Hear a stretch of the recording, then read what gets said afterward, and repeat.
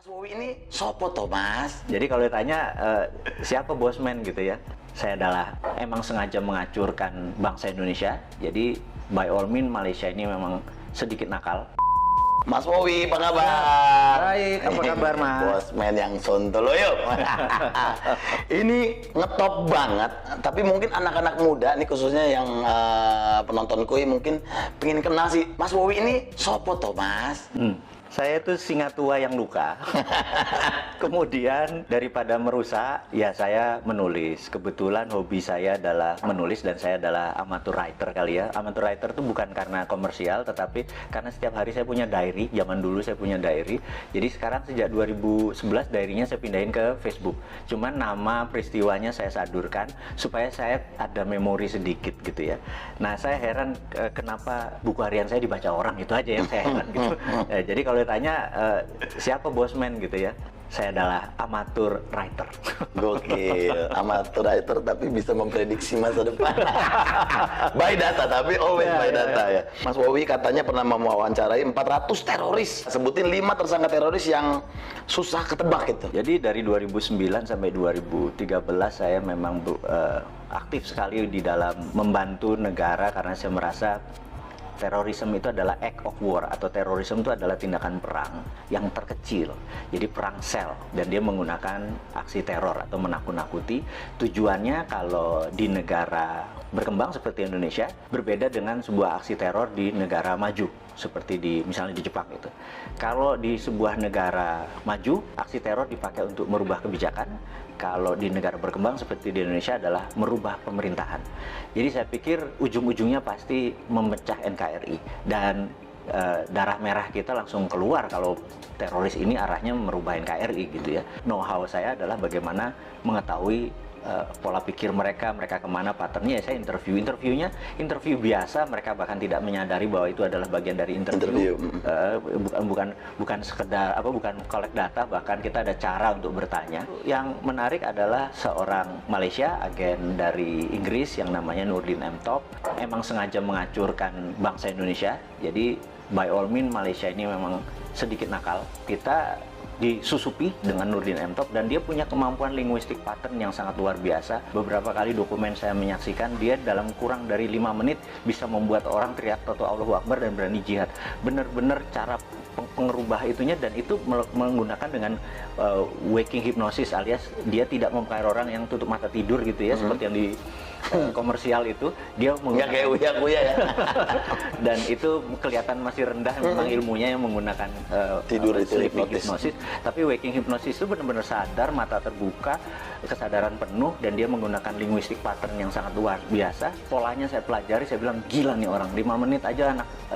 Waktu itu saya lihat ada videonya di Cirebon, 2 anak, cewek 1, cowok 1 dipanggil ngomong tentang jihad, Toto Allahu Akbar, dan bersiap mati untuk doktrin yang ditaruh oleh Nurdin M. Top. Saya bisa bilang gila nih kalau didiemin gitu ya. Nah, tapi ya bersyukurnya bahwa dia udah selesai, chapter itu udah selesai, dan selama 5 tahun itu pengalaman menarik buat saya, berkontribusi sedikit.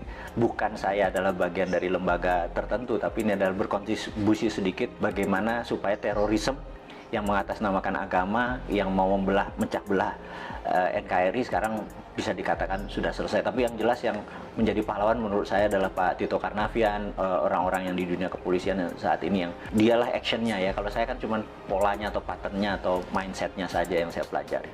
Mudah-mudahan menjawab apa sedikit. Yes, waduh, saya nanya saya yang merinding. Nah, Mas Wowi, pertanyaan ketiga kan, Mas Wowi pernah bilang nih, orang-orang harus paham cara dunia ini bekerja. Bisa nggak sih Pak di-share poin terpenting, minimal kita sebagai orang awam tuh harus ngerti apa sih maksudnya gitu, dunia ini bekerja tuh seperti apa gitu. How the world work, bahasa Inggris susah bener ya. How the world work. Yeah. Gitu.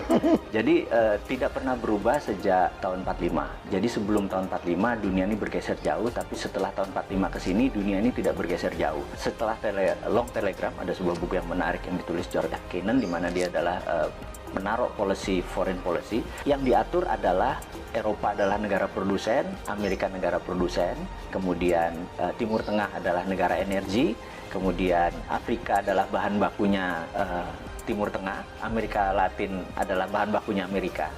Kemudian Asia seperti Indonesia, Asia Tenggara, India, dan China adalah market. Kalau market itu tidak boleh miskin, tidak boleh kaya, gitu ya.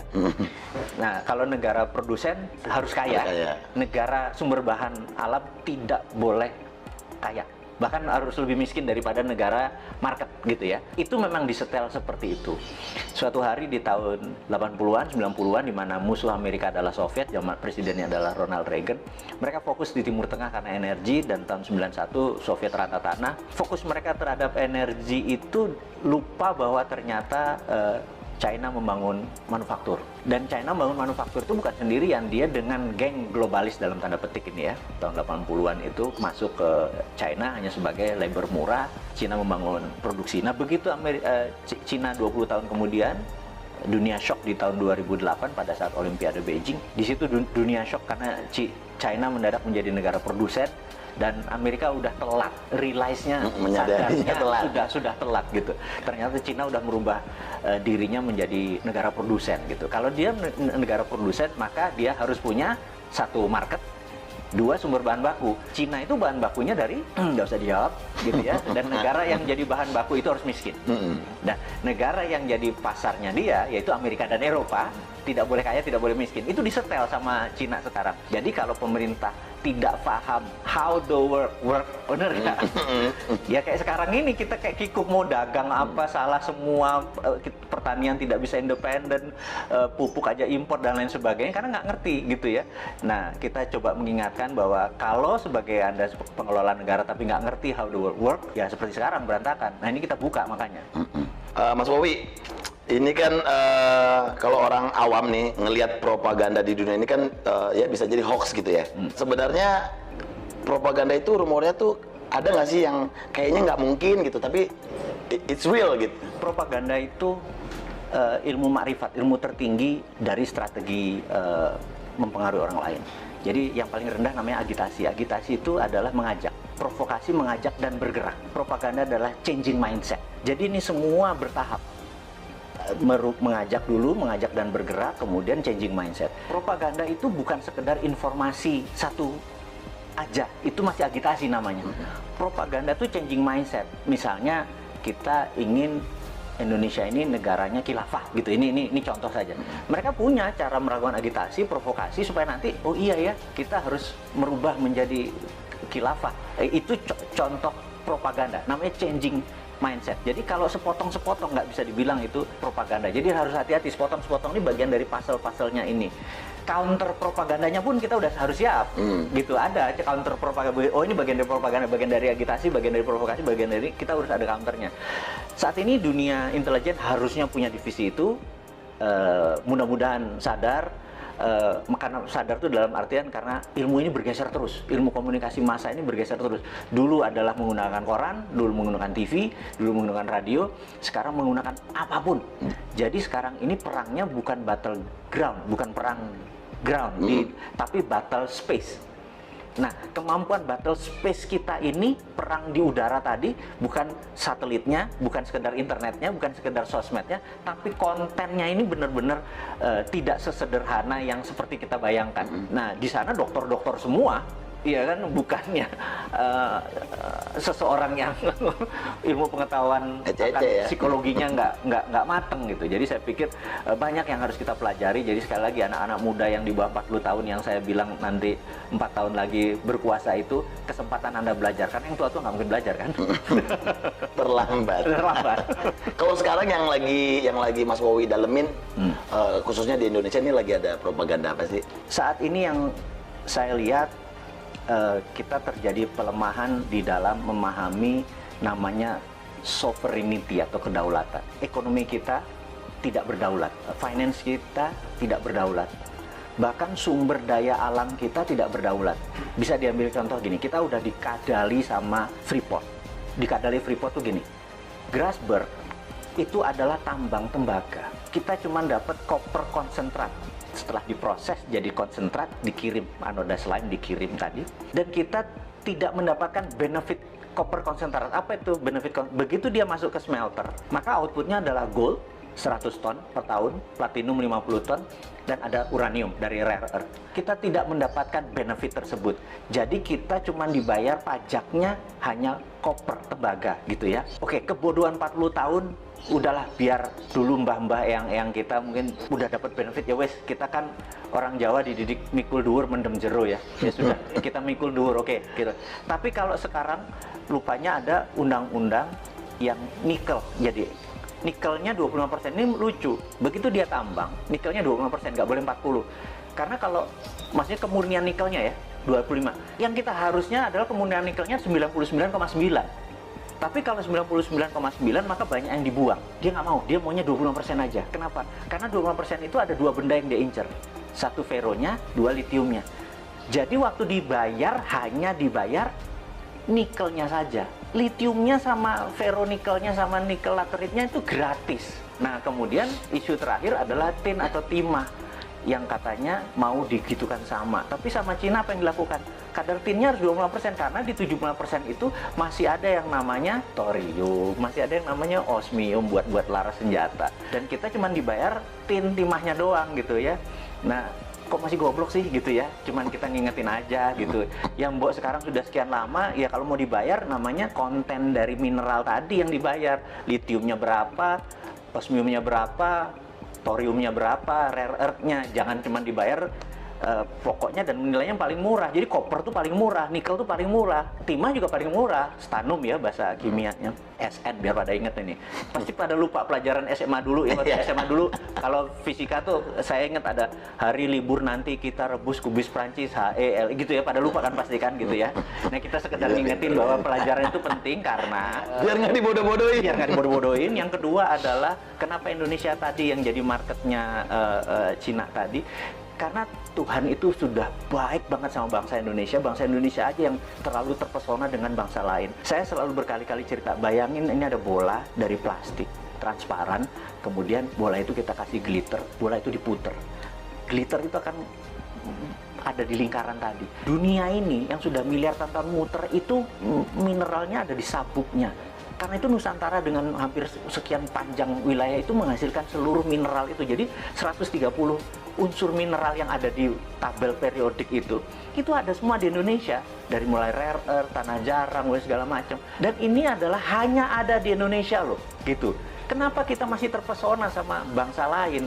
Ini aja digarap. Kalau kita mau berdaulat, kita buat aja namanya metal road gitu atau mineral road gitu ya. Dulu kan ada spice road misalnya gitu, jalan rempah ya, kita jalan mineral karena kita the only country yang punya itu semua di dunia ini. Itu yang membuat generasi nanti ya, yang 4 tahun lagi berkuasa tadi, ambil itunya Jo, gitu ya. Jangan lu pikirin yang tua-tua ini. Iya. Nah, Mas Bobi, coba Mas Bobi, ada nggak konspirasi yang paling serem dan berhasil sepanjang sejarah? Menurut saya adalah diambilnya emas Indonesia sebelum Pak Karno dikudeta, dan itu gerakannya cantik sekali sehingga depository emas kita lepas hampir 1000 ton gitu ya. Cakep sekali skenarionya dan itu bisa dibuktikan one of the best. Nah, ini kita ngomongin yang anget-anget nih. Kemarin nih kayaknya Pak Bos lagi marah-marah sama menterinya nih ya kan. Gimana Mas Bowi menanggapi statement Presiden kemarin yang kayaknya bakal ada reshuffle kabinetnya gimana? Kalau saya lihat tujuannya Pak Presiden adalah mengingatkan, jadi early warning untuk semuanya bergerak. Tapi kalau kapabilitas dan kapasitasnya memang tidak ada, menurut saya dalam 2-3 bulan ke depan benar-benar diganti secara fisik. Saran saya, karena ini bukan biasa saja, ini udah extraordinary, jadi udah bukan extraordinary lagi, udah extraordinary karena economic at war. Di dalam economic at war itu hampir no law, nggak ada hukum. Hukumnya adalah survival of the nation, hukumnya. Jadi gimana bangsa ini supaya survive. Jadi jangan, survive-nya harus cara kayak gini, nah itu lagi normal. Sekarang nggak peduli cara, yang penting bangsa ini survive, intact, utuh, dan cepat. Yang diganti saran saya adalah semuanya. Semuanya, bedol desa ya? Bedol desa. Semuanya bongkar ya? Benar. Nah kalau menurut Mas Bowi, 5 negara yang punya sistem pemerintahan paling oke? Saat ini menurut saya negara yang paling oke adalah Cina. Karena struktur Cina adalah single party, partainya satu, yaitu PKC, Partai Komunis Cina, dan di dunia ada 7 negara yang single party, salah satunya Meksiko. Jadi dengan adanya single party, mereka bisa orang yang menjadi pemimpin itu benar-benar orang yang memang bukan 5 tahunan, memang punya karir dari bawah ke atasnya baik. Jadi bukan komunisnya sekali lagi ya, yang itunya ya. Jangan salah persepsi ya. Kan? Karena yang single party country. Jadi saya berharap suatu hari Indonesia akan mengadopsi itu revolusi lagi, bener nggak? Sekarang kebanyakan ya. Sekarang terlalu banyak gitu ya. Karena 2-3 pun akan terus seperti Amerika, tapi seperti Meksiko kita tahu dia single party country. Itu saya usulkan one of the best solusi adalah single party country, di mana mereka mau yang menjadi abdi negara, mau jadi public servant, memang berkarir dari bawah gitu ya. Dan jadi antara country dengan party atau partai menjadi satu. Itu tadi baru Cina tuh. Ya pokoknya yang single party country ya. Kita googling bareng-bareng. Iya. Nah itu makanya jangan apa-apa lengkap. Nah, ya benar. Teman-teman biar belajar ke Wikipedia, bener nggak? Bener. Nah, pertanyaan terakhir. 5 figur paling cocok sebagai pemimpin Indonesia versi Mas Wowi. Jadi satu yang di 2024 saya harapkan adalah satu muda. Anak-anak muda ya. Iya, muda kalau bisa milenial. Milenial artinya tidak lebih 44 tahun. Yang kedua adalah dia nasionalis, jadi bukan globalis. Ketiga dia harus religius, gitu ya. Terus dia percaya terhadap pluralisme, perbedaan, dan sangat toleran. Jadi ya, kalau ada di dalam satu figur, dia adalah figur yang paling cocok memimpin negara ini. Mantap. Mas Wowi, thank you banget waktunya, sukses. Pokoknya kita tunggu nanti ocehan-ocehan dari Mr. Bossman, ya kan, yang selalu kontroversi tapi menarik untuk diikuti. Sekali lagi thank you buat waktunya di Kui Entertainment. Thank you.